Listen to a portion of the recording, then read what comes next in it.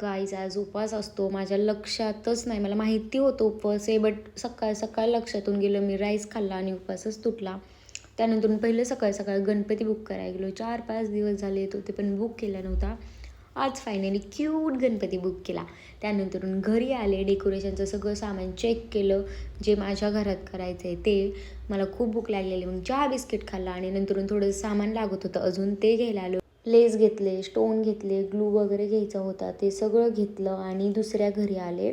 तिकडचं डेकोरेशन करायचं होतं. सो फ्लेक्स, बॅनर वगैरे सगळे आणले. मंदिराची थीम आहे तिकडं. सो डेकोरेशन करायला आलो. आजीचा हात बघा किती मऊ आहे. एकतर लहान मुलांचा नाही तर म्हाताऱ्या माणसांची स्किन खूप मऊ असते, लगेच ओढल्या जाते. 8 वाजता आम्ही डेकोरेशन करायला स्टार्ट केलं आणि डेकोरेशनची हेल्प करायला कोणीच नव्हतं. मी आणि माझी सिस्टर दोघेच. नंतर माझी काकी आली. सो आम्ही सगळ्यांनी फास्टमध्ये डेकोरेशन करायला घेतलं. खूप भारी वाटतं, पण कमी माणसं असली की खूप कंटाळा पण येतो. बट उद्याच गणपतीत काहीच ऑप्शन नव्हता. सो आजच्या आज सगळं कंप्लीट करायचं होतं. सो आम्ही तयारीला लागलो.